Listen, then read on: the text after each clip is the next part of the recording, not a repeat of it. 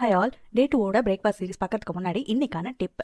நான் இந்த liquid dispenser video எடுத்து 3 மந்த்ஸ் ஆகுது. 3 மந்த்ஸாவே யூஸ் பண்ணிட்டு தான் இந்த ரிவ்யூ சொல்றேன். நான் இதை அமேசான்ல 150 ருபீஸ்க்கு வாங்கினேன். ரொம்ப யூஸ்ஃபுல்லான ப்ராடக்ட். நாம நார்மலா லிக்விட வாட்டர்ல மிக்ஸ் பண்ணி அப்படியே யூஸ் பண்ணும்போது ஸ்க்ரப்பரோட அழுக்கு தண்ணியும் மிக்ஸ் ஆகி 2-3 டைம்ஸ்க்கு மேலே யூஸ் பண்ணவே முடியாத மாதிரி ஆயிடும். இதுல அப்பப்போ ப்ரெஸ் பண்ணி கொஞ்சம் கொஞ்சமா எடுத்துக்கலாம். ஸ்க்ரப்பரோட அழுக்கு தண்ணி அடியில் இருக்கிற லிக்விட்ல கலக்காது. மிடில் லேயர்ல இருக்கிற பாக்ஸ்ல ஸ்டோர் ஆயிடும். லாஸ்டா எடுத்து கொட்டிட்டு வச்சுட்டா போதும். எகைன் இதை அப்படியே நெக்ஸ்ட் டைம் கூட யூஸ் பண்ணிக்கலாம். இதை நீங்க அமேசான், ஃபிளிப்கார்ட், மீஷோன்னு எதுல வேணாலும் வாங்கிக்கலாம். ரொம்ப யூஸ்ஃபுல்லான ப்ராடக்ட். நெக்ஸ்ட் இந்த ஆயில் டிஸ்பென்சர். இதுவும் அமேசான்ல தான் வாங்கினேன். இதோட பிரைஸ் 250 ருபீஸ். 2 டிஸ்பென்சர் கூடவே வந்துடும். நான் யூஸ்வலா தோசைக்கு நல்லெண்ணெய் தான் யூஸ் பண்ணுவேன். ஸோ இந்த ஒரு கண்டெய்னர்ல நல்லெண்ணையும், இன்னொரு கண்டெய்னர் சப்பாத்தி சுடும்போது யூஸ் பண்ண கடலெண்ணையும் ஊற்றி வச்சிருக்கேன். சரி, டே 2ஓட பிரேக்ஃபாஸ்ட் என்னன்னு பார்த்தலாம்.